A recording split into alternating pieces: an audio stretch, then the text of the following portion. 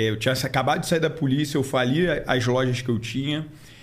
Eu estava em depressão, eu tive um problema de coração. No dia que o livro nasceu na minha mente, foi no dia que eu tentei cometer o suicídio, né? E naquele dia ali, no momento que eu ia pular do 13º andar, eu escutei uma voz e ela falou assim... Eu perguntei, por que eu não devo fazer isso? E aí uma voz falou assim, cara, você pode, mas antes dê oportunidade das pessoas te ajudarem. E naquela hora ali me veio um medo de desonrar meus amigos, né? Na hora veio a imagem dos meus colegas do BOPE ali. Eu senti muito medo dessa desonra, depois foi vindo minha família. E eu comecei a chorar demais. Entrei para o quarto e depois da palestra que o Bernardinho deu no BOPE, eu me tornei um leitor. E ainda que eu estivesse em depressão, ler tinha se tornado um hábito. Eu estava na depressão lendo e eu lia um livro de negócios, porque o nome do livro era Como Nadar Entre os Tubarões e Não Ser Comido Vivo. Em algum momento ele falava do poder do sonho, se eu não me engano, Viktor Frankl, que é um judeu que sobreviveu ao Holocausto, escreveu uma parte. E ele fala, e as pessoas perguntavam como é que ele tinha sobrevivido aos horrores do campo de concentração. E ele falava que ele conseguia se ver no futuro dando palestras sobre o que ele tinha passado ali nos campos de concentração. E aquela mensagem ela tinha me servido. Eu estava em depressão, eu não conseguia sair do quarto escuro. E eu falei, cara, isso me serviu, mas eu não sei o que isso quer dizer. Aí a namorada, da época, ela levantou, ela me acordou.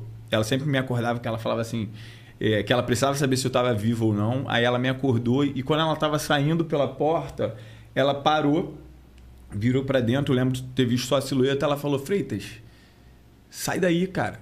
Levanta. Faz alguma coisa que tenha a ver com você, que conta a sua história.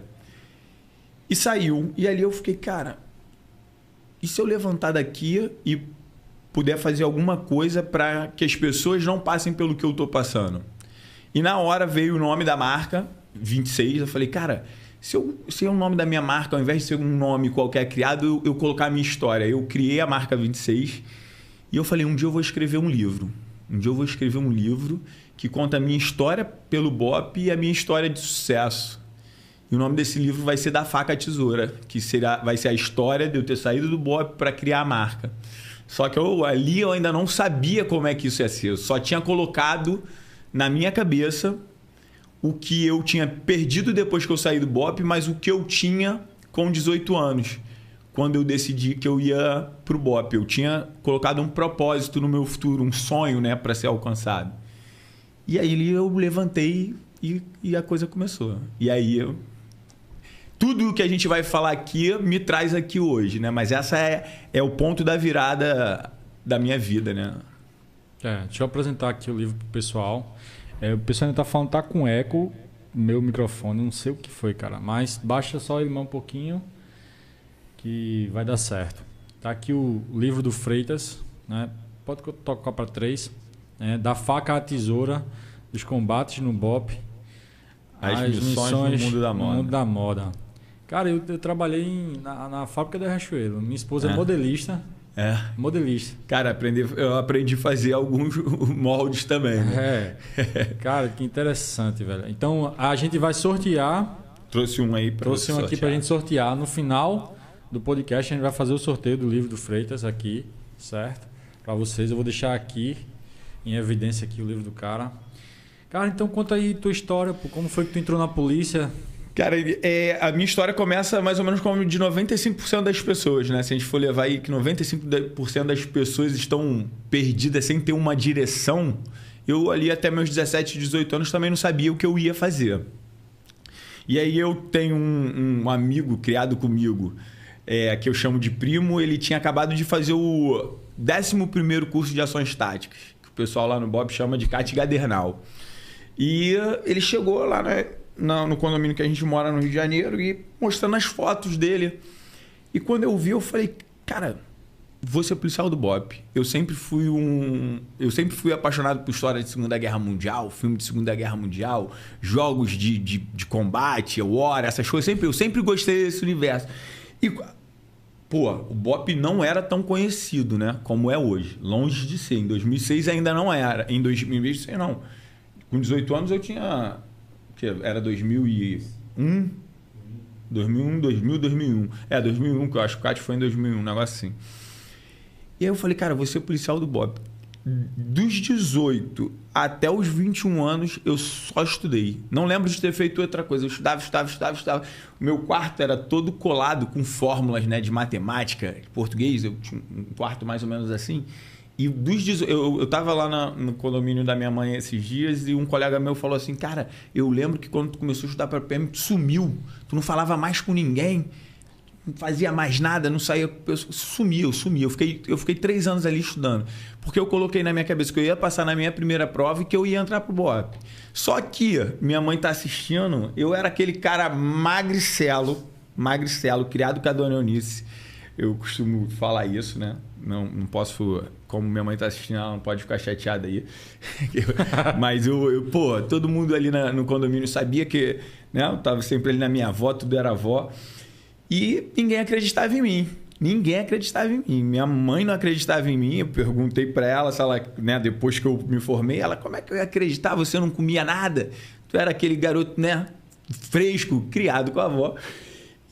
Mas eu falava isso o tempo todo. Eu vou ser policial do BOPE, E eu lembro que quando eu passei para a polícia, que a gente foi fazer os exames médicos, eu já falava isso antes de entrar. Ali na fila, eu vou ser policial do BOPE, E naquela fila lá tinha um cara que não acreditava em mim. Você tinha visto o pessoal do BOPE? Não, só esse primo, Felizola, cabo que eu peguei lá no BOPE como cabo, que hoje é primeiro sargento.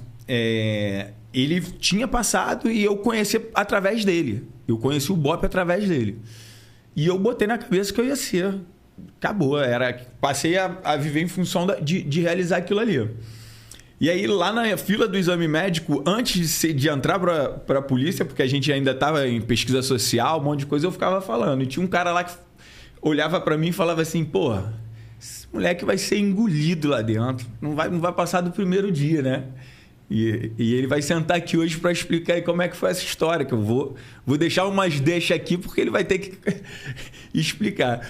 E foi assim que nasceu. Eu fiquei esses 3 anos estudando. A história para o concurso foi assim, tá toda no livro, retrato no livro. Ficou 3 anos sem abrir concurso para PM lá no Rio de Janeiro, nesse período. Eu focado em estudar. Quando a prova abriu, eu não pude fazer, porque eu não tinha idade. Eu acho isso muito legal porque eu vejo muito cara que fica esperando edital para estudar, fica tentando calcular candidato vaga para saber saber o tamanho da concorrência. O cara fica criando tantos sabotadores que a última coisa que ele faz é a mais importante, que é estudar. E eu estava muito preparado, só que ela abriu em 2004 e eu não podia fazer porque eu não tinha idade. Mas não me abalei, continuei estudando. Só que esse concurso veio com uma proposta nova, de uma prova muito difícil, e quase não passou ninguém. Teve denúncia de fraude, eu acho que nesse birimbolo todo, eles cancelaram a prova. Só que eles não reabriram só com os inscritos, porque como foi muito baixo a inscrição, acredito por isso, né? Ninguém me falou, é uma dedução minha, eles reabriram as inscrições para fazer o concurso que tinha sido cancelado. E nesse meio tempo eu já podia fazer. Já tinha idade. Já ia ter a idade. E já estava papirando há muito tempo. Muito tempo. Eu dava aula no cursinho. Eu fazia grupo para dar aula. Eu já estava nesse nível, né? Eu tirava... quando eu fazia minhas questões lá, eu tirava minha menor nota no estimulado era 9. Em redação era 9,5. E caí dentro. Aí... Quando cancelou, reabriu, vou lá, me inscrevi. E aí, na noite anterior da prova, eu cometi uma falha. Para tentar disfarçar a minha expectativa, fiquei jogando War na casa da mãe da minha filha, que era minha namorada na época. E fiquei jogando War, dormi tarde, para tentar controlar um pouco a ansiedade, acordei mal e fui para a prova. Caramba. Comecei a fazer... Aí eu lembro que eu cheguei e sentei de frente pro fiscal. Eu falei assim, pô, vou sentar de frente pro fiscal para não dar nada. Eu tinha certeza que eu ia passar. Falei, para de repente nego não achar que se eu olhar pro lado que eu tô colando e eu perder essa prova aqui, eu não vou dar mole para nada. Sentei de frente pro fiscal e comecei a fazer a prova. Comecei a fazer a prova, comecei a me sentir mal. Comecei a me sentir muito mal, muito mal, muito mal. Comecei a não conseguir mais fazer as questões. Falei, cara, eu não tô acreditando que eu tô há quase 4 anos estudando, que eu sei tudo e eu não tô conseguindo resolver as questões. Deu branco. Assim, tudo. Só que aí, coisas que eu ensino hoje no curso que eu tenho, os meus professores já ensinaram e eu tive a malandragem de pescar. Eu tinha um professor de matemática que ele falava assim, ó, o cara tem que ser inteligente. Começa fazendo a prova pela questão que você é a mais fácil, porque vai te dar confiança para tu ir para outra. E para outra, e para outra. E assim você faz. E hoje eu entendo isso dentro dos cursos que a gente ministra como a pequena vitória. Né? Uma pequena vitória me gera confiança para ir para a próxima. Né? E a estratégia ela é montada assim, né? Igual Davi. Davi passou pelo leão, o urso, para depois enfrentar a Golias. Exatamente. Então, tá tudo escrito, né? Hoje a gente, como coach PNL, a gente só faz o que já tá escrito lá atrás. E eu comecei a fazer isso. Só que chegou uma hora que eu parei, não conseguia mais fazer. E eu lembro que eu tinha feito 9 em matemática e 11 em português. E o professor de matemática ele falava assim, até para chutar o cara tem que ser inteligente. Se você chutar jogando dadinho, contando do niteto, vai errar tudo. Tira a média aritmética das questões que você tem certeza e chuta naquilo que você menos marcou. E eu falei, cara, vou ter que fazer isso.